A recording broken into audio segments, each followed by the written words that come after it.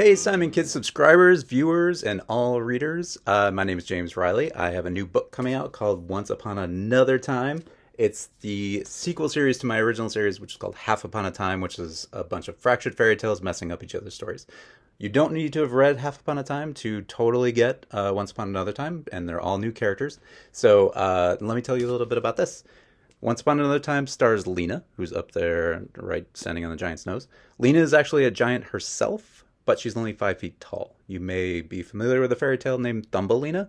That might have something to do with it. But because I dealt with so many giants in my original series, I kind of wanted to take a look at things from their perspective. So, it also stars a character named Jin, who is a genie, who is very young, and so is still fulfilling his wishes, basically to learn humility. The genie elders want younger genies to kind of get used to their powers before giving them total control over their magic.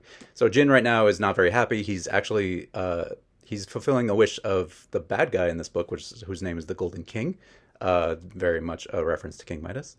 So Jin is the part I'm going to read. Jin is currently looking for a place called the Cursed City, where the last knight, who is a rebel fighting against the Golden King, is hiding out. So let me read to you a little bit from that. You have no idea how many times this has happened, the broken egg said to Jin as they walked through the woods. Jin cradling the egg and its various broken shell parts in his hand. He hadn't bothered trying to scoop up the yolk, but assumed that wasn't important, considering the egg hadn't mentioned it and was, speaking.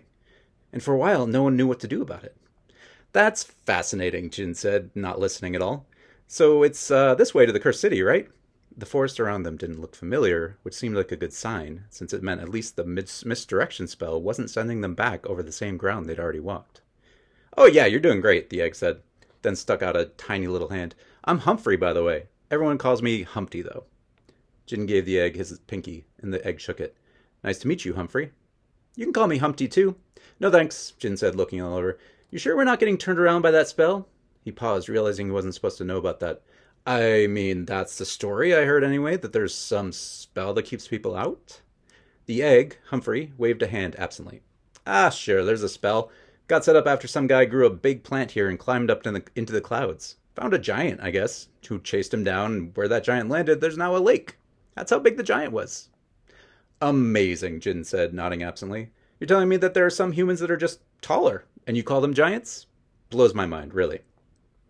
Well, the spell got put into place afterward to keep the giants from wrecking everything else, the egg said. But don't worry, you're with me, Humpty, and I can get you into the city, no problem. Especially for a friend of mine like you. What did you say your name was? Omelette, Jin said, giving the egg a long look. Humphrey's eyes widened, and then he laughed, slapping himself on his cracked shell, then groaning in pain. Omelette, that one I haven't heard before. I'll call you Mel, then. Great to meet you, Mel, and thanks for taking care of me. Well, it's my fault you cracked, since I didn't catch you, Jin said, wondering if he'd known then how annoying the egg was if he just let it drop on purpose. I suppose I owe you. Is this Dr. Horse close? Used to be a king's surgeon, Humphrey said, and Jin closed his eyes in irritation, willing himself not to close his fists and squeeze anything remaining from the egg. Turned into half a horse by some witch or another, but said he ended up liking it better that way. That's most of us here in the Cursed City. People who've had run-ins with witches, wizards, dragons, you name it. But we've gotten used to our new life, and most of us actually prefer it. Some of us even asked to use Mrs. Hubbard's cauldron, which reveals yours. Jin cut him off before he completely lost his temper. Fascinating! Anyway, the horse guy, where is he? He's the only one who figured out a way to put me back together, Humphrey said, ignoring the question. Spent weeks at it the first time I cracked, years and years ago. He shrugged. That's back when I used to guard the walls of the city. Fell every few days or so. People lining up to push you, I'd imagine? Jin asked. Humphrey chortled, then began to cough. Ouch, don't make me laugh, it hurts. Jin immediately began thinking of every joke he knew. But before he could launch into them, a path opened up before him, a real path with cobblestones and wheel ruts from wagons and everything. Is this it? He asked, just thankful to be able to drop the egg somewhere nearby. Is this the city? We're getting close, Humphrey said, putting a hand up to block the sun. Should be able to make out the walls in a moment, or... yeah, there they are. He pointed down the road, and Jin could just make out a tall stone wall rising above the trees. That's the very one I fell from the first time. You're so close, Jin thought. Don't crack him again. You might still get some useful information out of him. Just because you haven't yet doesn't mean it's impossible. You don't seem to be handling this very well, said the voice in Jin's head. The voice that is speaking is actually Jin's all-knowing cosmic knowledge that all genies have, but because Jin is young, he doesn't have full access to it. So he's basically just got a snarky voice in his head.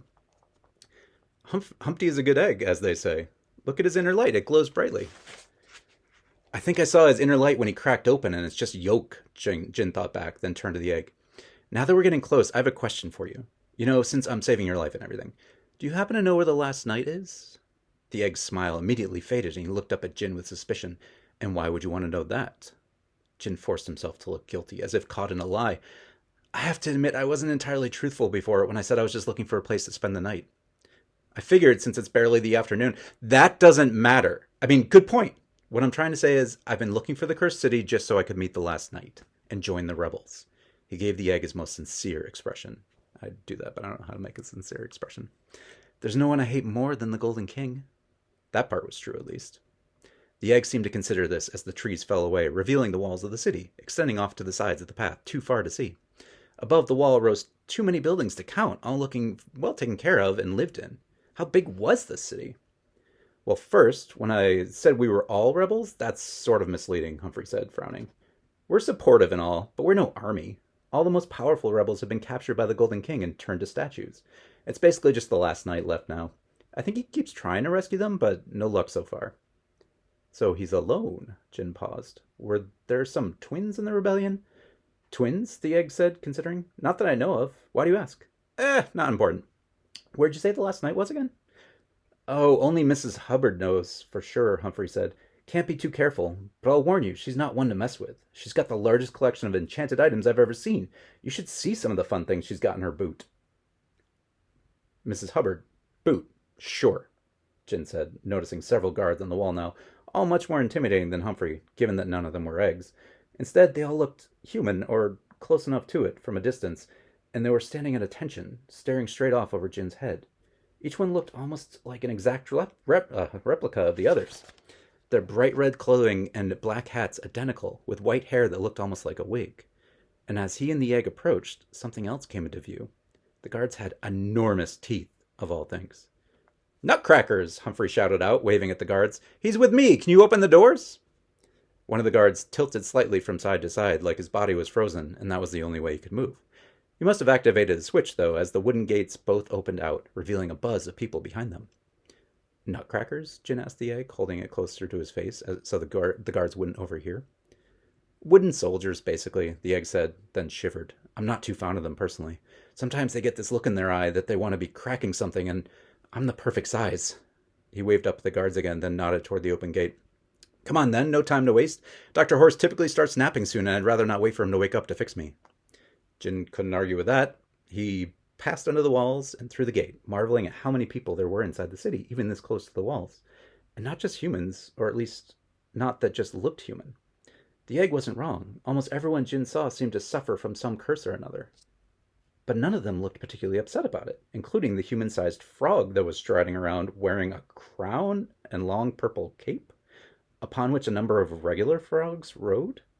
The Frog Prince, Humphrey pointed out, sounding reverent. Some say he helped take down the Wicked Queen the first time, with Snow White and the rest.